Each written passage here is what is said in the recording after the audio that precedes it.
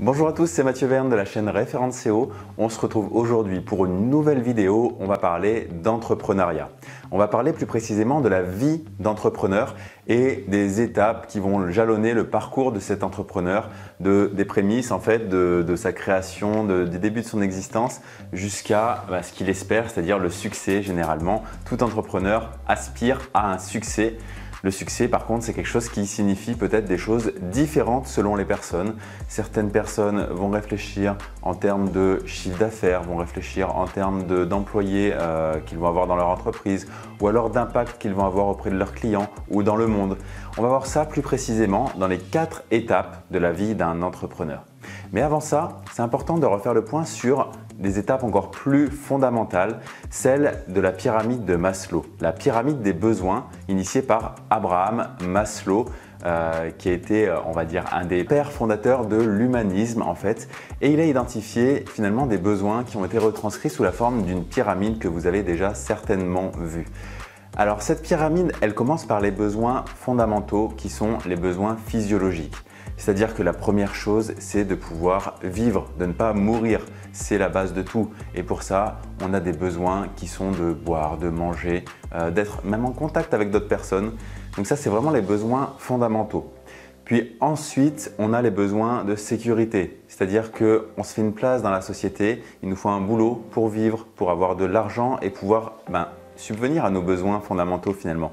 Et comme ça, on peut gravir les échelons jusqu'à l'étage le plus haut, qui est vraiment celui dans lequel normalement on est le plus épanoui.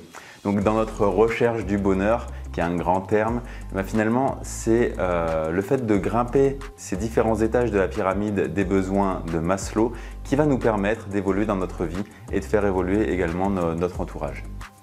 La vie d'entrepreneur, c'est vraiment quelque chose qui est assez proche de cette pyramide également, parce qu'on peut y identifier 4 étapes, 4 stades finalement de la vie d'entrepreneur.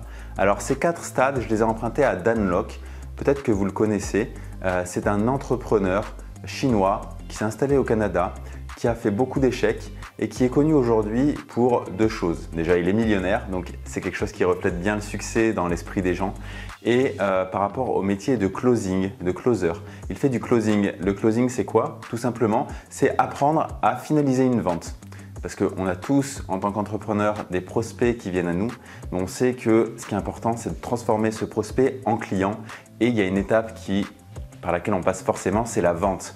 Que ce soit de la vente en face à face ou que ce soit de la vente sur un site e-commerce, quelle que soit la manière de procéder, finalement, il y a un moment où on va signer un contrat entre l'acheteur et le vendeur et c'est ce qu'on appelle la vente. Le closing, c'est vraiment le fait d'exceller dans ça. L'objectif, c'est d'exceller dans ça. Et il nous a partagé 4 stades de la vie d'entrepreneur que je trouve vraiment très intéressant et que je voulais partager à mon tour avec vous. Le premier stade, c'est vraiment le stade de la survie. Tout entrepreneur qui commence, et vous vous reconnaîtrez peut-être si vous faites partie de ce stade-là, il a juste besoin d'arriver à un premier stade qui lui permet de survivre, qui lui permet de payer ses factures, de payer sa nourriture, de subvenir aux besoins de sa famille selon la configuration de sa famille. S'il est seul étudiant, il aura peut-être moins de besoins que s'il est père de famille.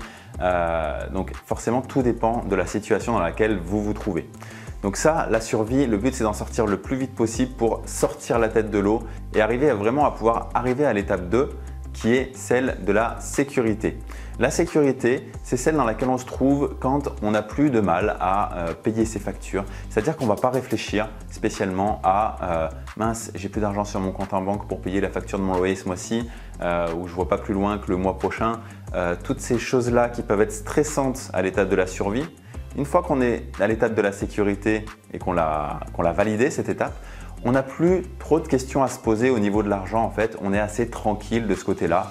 On peut faire les choses à peu près comme on le souhaite sans se poser trop de questions. Mais on n'est pas non plus dans une phase d'opulence, on va dire, d'abondance. À cette étape, vous commencez peut-être même à investir dans l'immobilier, dans d'autres choses pour séparer finalement vos biens, votre patrimoine et puis assurer vraiment cette sécurité qui fait que dans l'esprit, vous allez être beaucoup plus tranquille par rapport à ce qui va vous arriver. Si vous crevez et que vous devez faire changer les pneus de votre voiture, vous n'allez pas être stressé. Alors qu'à l'étape de la survie, c'est des frais que vous n'avez pas prévus et qui sont vraiment embêtants parce qu'il faut choisir entre changer les pneus et payer la nourriture quelque part. Vous voyez vraiment la différence entre la survie et la sécurité. Après la sécurité, l'étape d'après, c'est le succès. Le succès, c'est vraiment quelque chose qui est recherché par beaucoup de monde. D'ailleurs, si on tape sur Google comment atteindre le succès, comment être un entrepreneur à succès, etc., c'est quelque chose qui est très recherché et c'est l'objectif de beaucoup de monde. Et comme on l'a vu en préambule de cette vidéo, le succès, c'est vraiment relatif à chacun. Il n'y a pas une définition du succès. Mais là, dans l'étape qu'on va voir, dans l'étape de la vie de l'entrepreneur, le succès, c'est vraiment quand en fait, ça ne fait plus de différence si vous gagnez 1000, 2000, 3000 euros de plus, si vous multipliez votre chiffre d'affaires par 2, ça n'a plus d'importance, en tout cas au niveau financier. C'est-à-dire que vous n'avez plus du tout de questions à vous poser. Vous pouvez, comme dit Dan Lok, vous pouvez habiter dans la maison de vos rêves, vous pouvez rouler dans la voiture de vos rêves. Mais on tombe également dans un côté tellement confortable qu'on n'est pas poussé à travailler plus parce que comme je vous le disais, gagner plus d'argent, ça ne fera plus la différence parce que vous avez déjà accès à ce qui se fait de mieux et vous n'allez rien pouvoir payer plus cher, donc vous ne pourrez pas consommer davantage. Et à cette étape-là, en fait, il y a deux choix qui s'offrent à vous. Soit vous restez dans cette position qui est confortable, qui est super et qui est celle qui est enviée par la plupart des gens qui sont aux étapes inférieures, c'est normal. Soit vous allez arriver à l'étape 4 qui est celle de significance, en anglais il appelle ça comme ça, et on pourrait la traduire en impact. C'est quel impact vous avez sur le monde autour de vous, ou en tout cas sur une partie de ce monde-là. Le but, ce n'est pas de changer absolument tout le monde, mais c'est d'avoir un impact sur quelque chose qui vous tient à cœur, sur une de vos valeurs fortes. Moi, une de mes valeurs fortes, par exemple, c'est la liberté. La liberté dans tous les sens du terme et ça commence par l'entrepreneur. Pourquoi on devient entrepreneur? C'est déjà pour avoir une certaine forme de liberté. Choisir ses contraintes finalement. Parce que la liberté, ce n'est pas ne pas avoir de contraintes, mais c'est choisir ses contraintes. Parce qu'en tant qu'entrepreneur, j'ai la liberté de tourner cette vidéo ou de ne pas la tourner. Peut-être que c'est plus confortable de ne pas tourner cette vidéo. Mais peut-être que j'ai envie d'avoir un impact et de partager un message qui va permettre à d'autres entrepreneurs d'atteindre une liberté qu'ils recherchent et de pouvoir gravir les échelons de la vie d'entrepreneur comme ça pour arriver de la sécurité à la survie, de la survie au succès et certainement pas pour tout le monde, mais j'espère pour la plupart des gens, du succès à l'impact le plus fort que vous pourrez avoir sur le monde qui vous entoure. Vous n'avez pas forcément besoin d'avoir la vision globale dès le départ parce qu'on sait qu'on travaille sous forme d'échéance. C'est difficile de voir tout de suite le sommet de la montagne quand on est en bas. Donc le but, c'est vraiment de gravir les échelons petit à petit. Et quand j'ai commencé dans l'entrepreneuriat il y a plus de 10 ans, je ne voyais pas forcément la question de l'impact que je pouvais avoir. La seule chose qui m'était important finalement, c'était comment faire pour gagner de l'argent, pour payer mon loyer, pour payer ma nourriture. Et puis après, pour me payer une plus grande maison. Et puis après, pour partir en vacances dans un plus bel endroit, etc. Jusqu'à un moment où, et je suis à ce moment-là, c'est plus tant le travail exécutif qui compte d'ailleurs, c'est plutôt la manière de penser. Et je pense beaucoup, et c'est parfois prise de tête, mais c'est également vraiment un luxe de pouvoir passer autant de temps à réfléchir, je trouve. C'est comment faire les choses différemment pour avoir un impact différent. Pour pas seulement être un entrepreneur parmi des millions d'entrepreneurs, comment faire pour faire une différence sur quelque chose qui me tient à cœur? Je n'ai pas toutes les réponses, mais j'y travaille constamment et j'essaye de m'améliorer chaque jour. Chaque jour, j'essaye de faire une chose mieux que la veille et d'avoir un impact plus important sur quelque chose qui me tient à cœur.